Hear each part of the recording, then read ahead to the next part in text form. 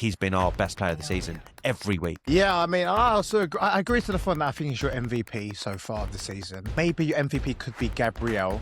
Because both, Gabriel's made some mistakes. Rice has actually made a couple of mistakes. I think he is a jack of all trades. I think he can fit into most of the teams in world football. And that's why you're hearing so many rumours this week about he's going to leave. Like, you type in Martin Ødegaard into Google and you have every outlet, tabloid, everything, podcasters, all saying he's leaving. He's not as important as he once was. And is that a million miles? Is that a million miles? Because if you give him a 9, I would question your ass. If you asked me, if you give him a 7, I'd also question your ass. Yeah. If you asked me 2 months ago or a month and a half ago, where you putting Zubimendi, I probably would have said verbatim, word for word, what you just said.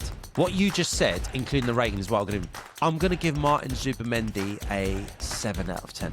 Now, wow!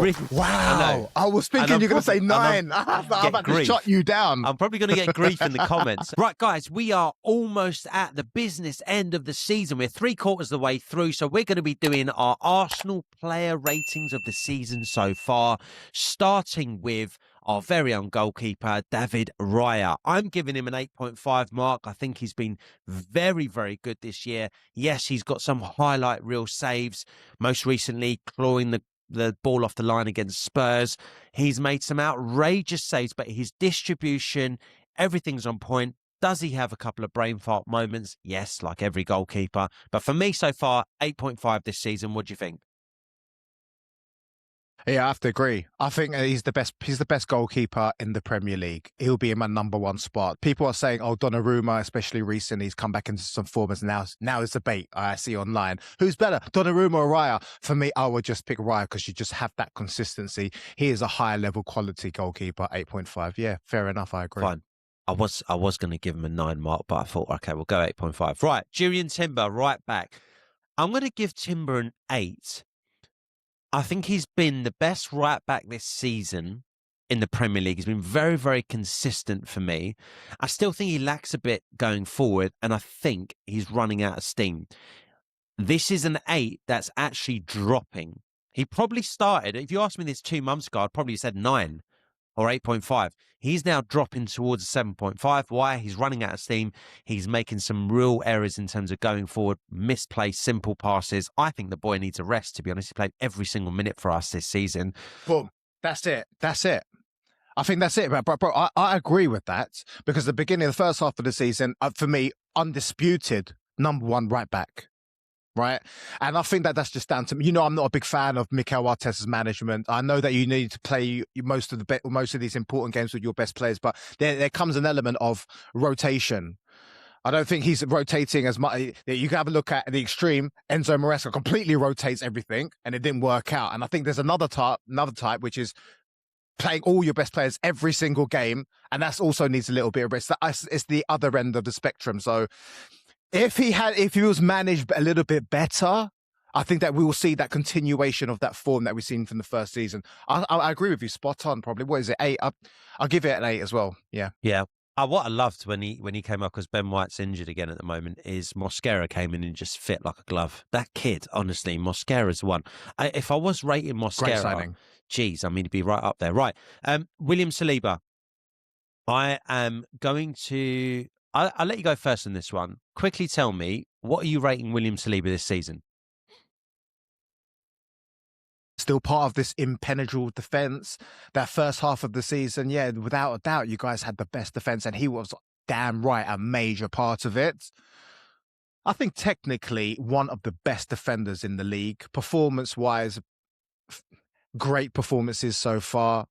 Maybe he's had a couple of times where he's a little bit injured, but that's not really his fault. I guess it's not really his fault.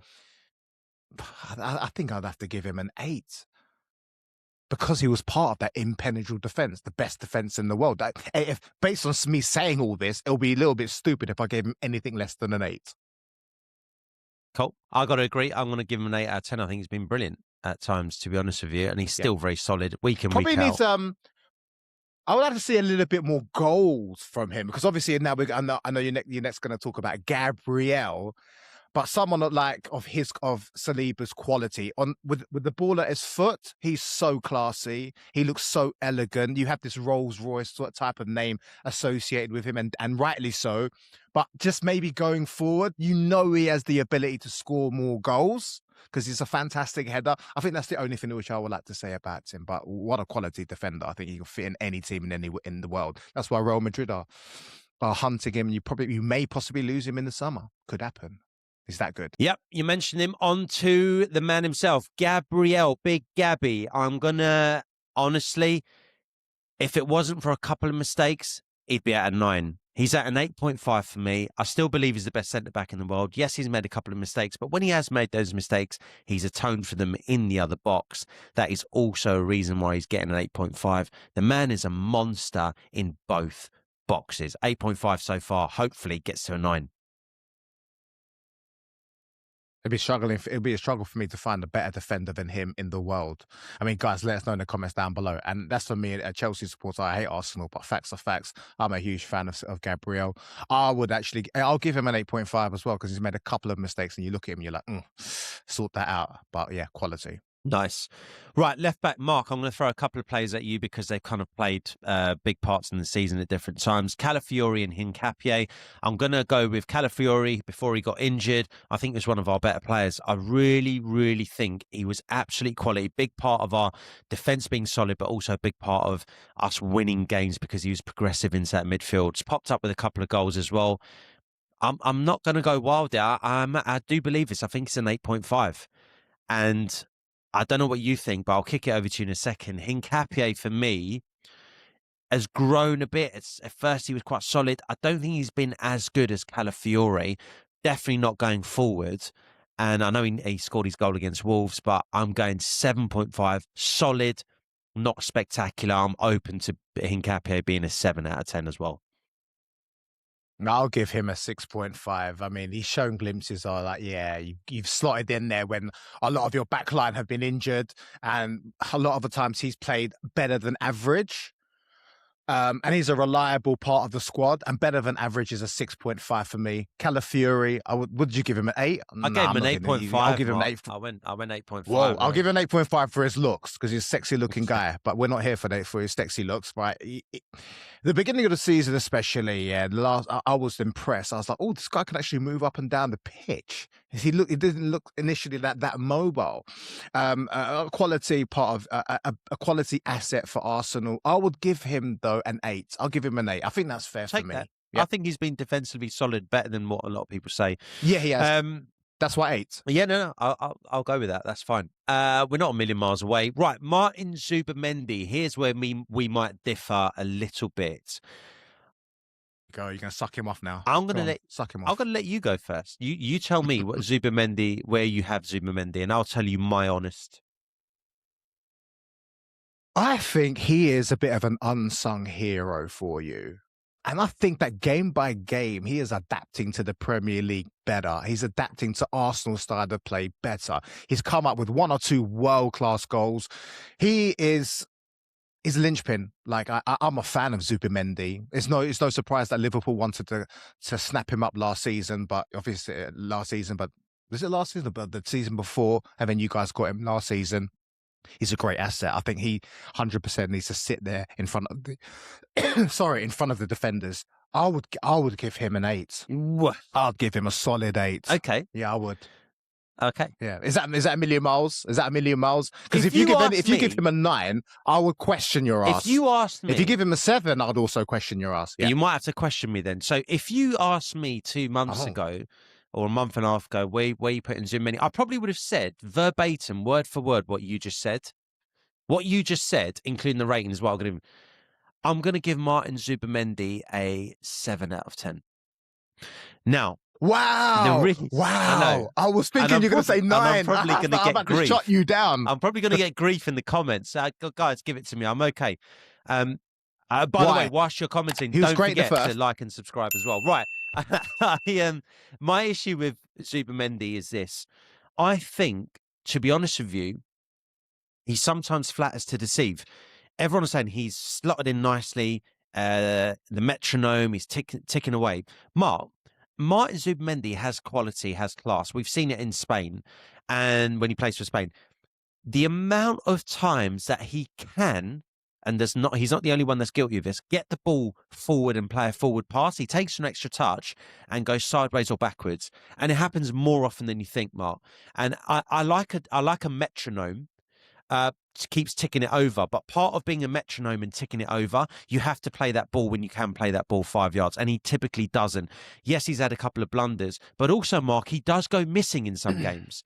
That's 7. I like the honesty. Yeah, he does go missing in some games. Fair Even enough, against man. Spurs, when Spurs that was a training game, Zubimendi was pretty much anonymous when everyone was signing up, putting their hands up to be, counted. So I'm going to go with Zubimendi 7. I'm happy to take the grief. If you want to give me the grief, give it. I'll stand by what I said. Declan Rice. Fair enough. Next. Oh, yeah. For me, he's an 8.5, but pushing up potentially to a 9 out of 10. Now, I say this with the caveat that people can argue Declan Rice isn't being as progressive and whatever else. He's doing what the team needs to do. The guy sniffs out problems when he sees them. And character, what you saw against Spurs, he was fully at blame. He put his hands up straight away. Did he fall apart? Did he fuck? He was so good from then on for the rest of the game. That tells you about the man himself. Great deliveries as usual, sniffs out danger, can slot in and the centre-backs and help them out when he needs to. My one issue is that I want him to play more progressively, but I think that's an Arteta structure thing. So for me, 8.5, but yeah, I'm pushing towards a 9, man. I think he's been our best player of the season every week. Yeah, I mean, I agree to the point that I think he's your MVP so far of the season. And that's because your forward lines haven't been that great. Maybe your MVP could be Gabriel. Because both, Gabriel's made some mistakes. Rice has actually made a couple of mistakes. I think he is a jack of all trades. I think he can fit into most of the teams in world football. I know we've had this discussion before. Especially if you're going to be building at your world 11. Would he fit in there? No, he wouldn't for me, but I can imagine other people would. But he's such an asset pretty much for any team. He can do everything. I wouldn't say he's the best at a particular thing. You may say to me, who can deliver a ball better than freaking him? But I could probably name a couple. He's the best corner taker in the world for me. But yeah, carry on. Outside of that, I do agree with you. He does everything well, doesn't he? Yeah, he does everything well. I think 8.59. I'll give that as well. I'm a massive fan. He is a quality. He was a world-class player before at West Ham. That's my opinion. And now he's coming to a team. Damn right, bro. Like he was doing some world-class performances at West Ham and for England. All right, so 8.5. He already had that Rolls-Royce brand. Go. We did. Yeah, I'll give him 8. I'll give him 8. You know what? I want to give him a 9. Hey, love it, man. I'm going to give it. Yep, go. Love it. Okay, quickly, Ødegaard and Eze, because they both played in 10 this year. You shoot. Give me Ødegaard. Give me Eze. Ødegaard is so difficult, right? Because he's been injured so much. There's been a couple of games when he's been fit. A couple of games where he's done some through balls and he's done some stuff that a player like him is supposed to do in a team like Arsenal. But a lot of the times when he is fit and he hasn't had those 1 or 2 games, he does a lot of side-to-side sort of passing. It's not very inventive.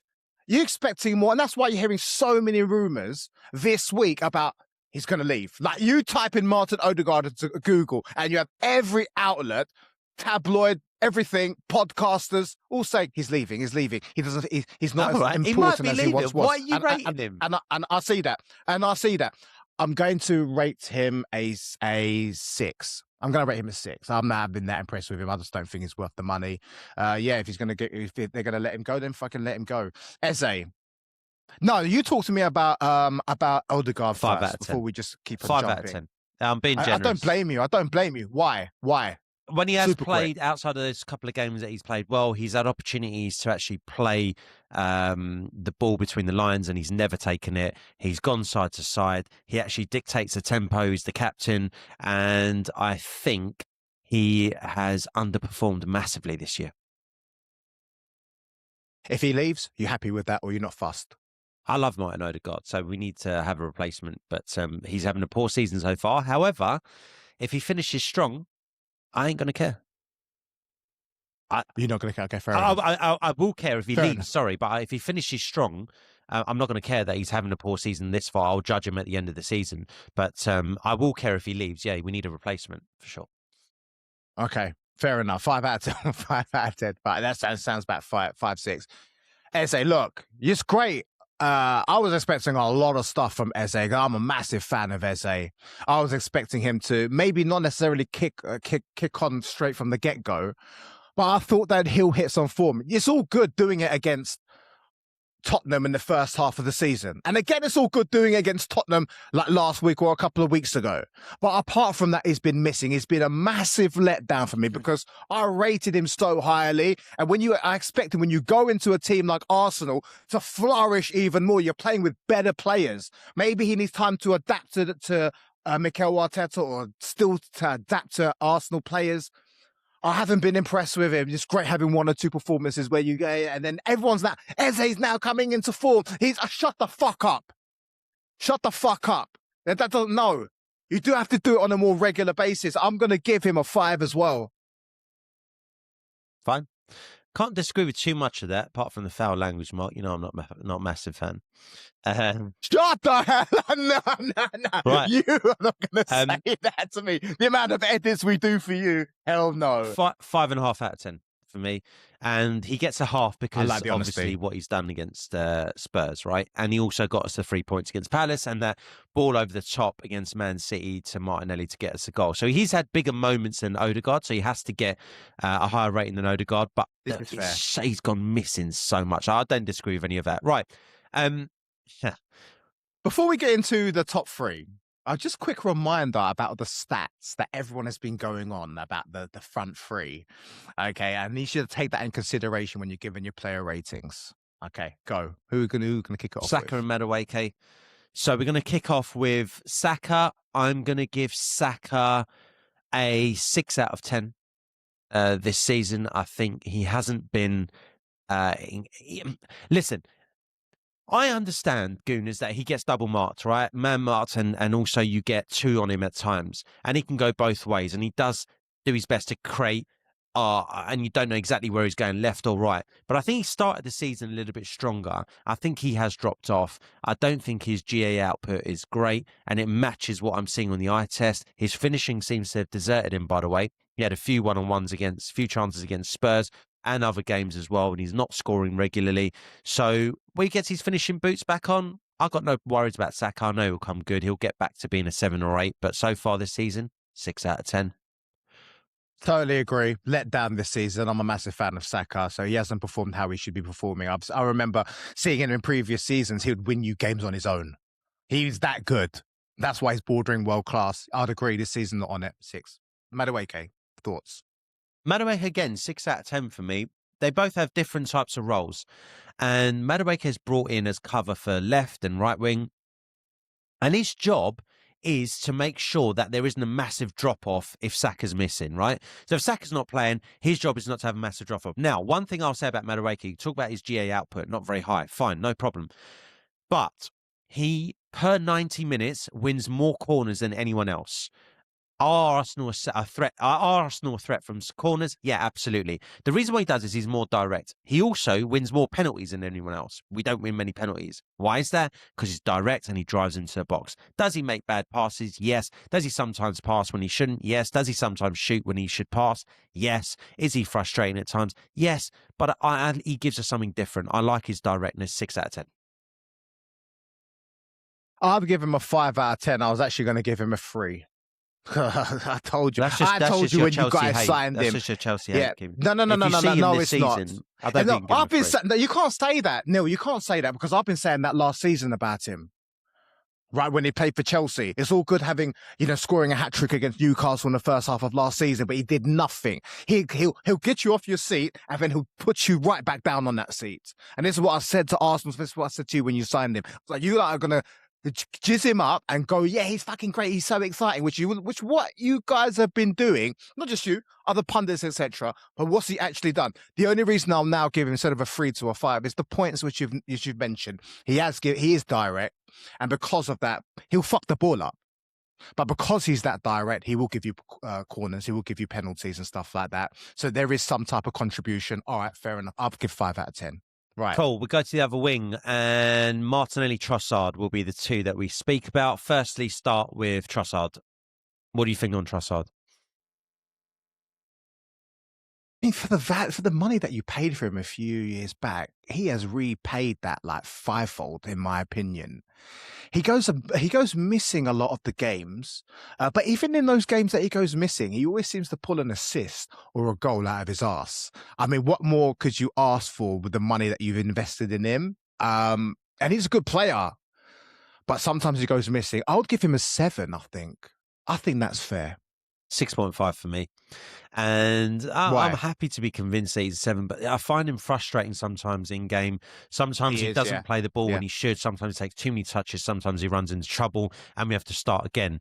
And that's fine. But if you watch, also his goals have started drying up a bit as well. So for that reason, if Trossard's going to be the guy that gets you the goals and assists, but he's a bit frustrating, that's fine, no problem. But now if the goals start drying up and he's a little bit frustrating as well, I just think sometimes he doesn't release the ball early enough when he should, takes too many touches and actually ends up in trouble, loses the ball. And we've been caught on counters a couple of times because of him as well. So maybe that's clouding my judgment. 6.5 for me. Martinelli, however, though, especially if we're talking Premier League, he is a 4.5 this season in the Premier League. And good. For me, very good. I mean, Champions League, he's been 10 out of 10, but Premier League, he's been a 4.5. 8 out of 10.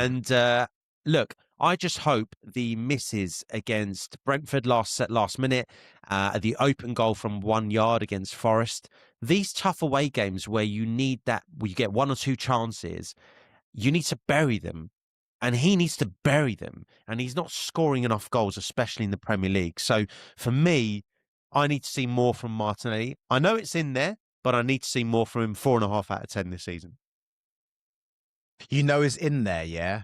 I don't know. I mean, when he first come to Arsenal, yes, we have seen it. You can say it's in there, but I don't know. I think he's lost it. I honestly now, over his last performances of his last few seasons, I just don't think where Arsenal are trying, how ambitious Arsenal are. I just don't think that he deserves explain his run in the Champions Champions League, by the way? He's scoring so many goals. It's ridiculous. And yet he can't score any in the Premier League. Look, the Champions League is different, isn't it? Like, it's just a lot more expansive. It's a lot more open. You're not playing against the top teams. I mean, you put Juventus in the Premier League, they ain't really going to be doing much. You put Inter Milan in the Premier League, they're not going to be doing much in the league. They might not even make top 5.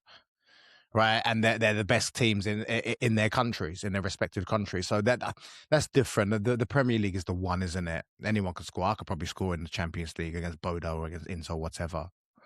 Forget that. Yeah, I agree. You know what? He's not good enough for Arsenal. I wouldn't be happy with him. I'll agree with you. I'll give him a 4.5, maybe even a 5 because of what he's done in the Champions League.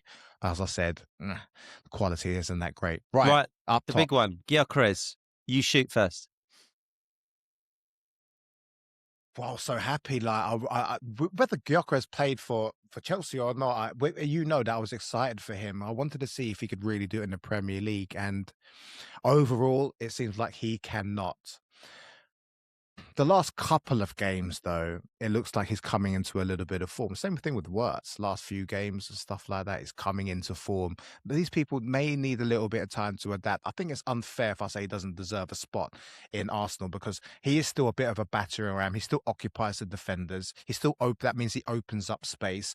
He's finding his shooting boots in the last couple of games, but it's all about consistency. If he does nothing, he contributes nothing in the last 10 finals that you guys have, then that would be a 2. Right now, I'll give him a 4.5. Yeah, this is what I'll give him. I've been extremely let down, but it wouldn't be surprising if next season he kicks on, has a good pre-season, and he becomes a real asset for you guys. Yeah, that could happen. Quick question. We'll have to see. What would you give Hugo Ekitike this season? I would give Hugo Ekitike a 7. Because I think he is a better footballer than Gyökeres. I think he's adapted to the Premier League a little bit better. But there's been a few games he's gone missing as well. But he has got Liverpool points on his own.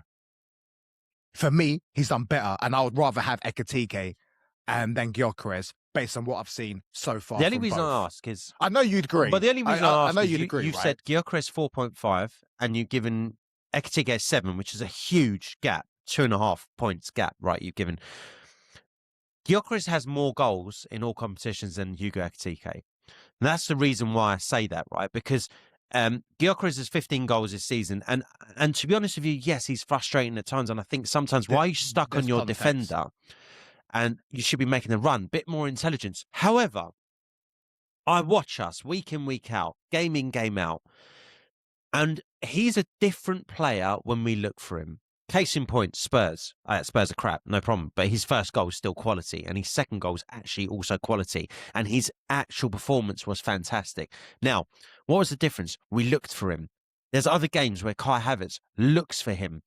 There's other games where Eze's looked for him. And Gyökeres looks a different man. We've got to play to the guy's strengths. At the end of the day, if we're not looking for him and playing the balls into the channels where he wants them, then... can we criticise him that much? I'm giving him a 6.5 mark. And the reason why I give him a 6.5 is actually the team don't do enough for Gyökeres. Yes, he can do more. But he's not getting any touches, we're not looking for him. We're playing side to side, messing about, trying to whip it in, and the ball gets cleared by a defender. Can he do more not being stuck on his defender? Yes, you bet. Right, you're damn right he can. But are we doing enough for him? I'm convinced that we've not done enough for Gyökeres because we've seen in moments when we do look for him what he can do. 15 goals, 10 goals in the Premier League. We're in February, Mark. It's not the end of the world for me. Not the end of the world. 6.5. Guys, let us know what you think in the comments. Do you agree with me and Mark? Do you think Gyökeres has been good? Do you agree with Martinelli? Do you think we've been too harsh? What about Martin Zubimendi? We'd love to know your thoughts. Marky Mark, feel free to land the plane, my man. Yeah, it was an interesting chat. I agree with a lot of what you said, but I don't agree with the Gyökeres. I get the stats. Anyways, it's time for them. It's gone for ages. Guys, let us know in the comments. Do you actually agree with us? Please make sure you subscribe and like the video if you like our type of content, and click this video right here for our next one, and we'll see you lot in there. Thank you for watching.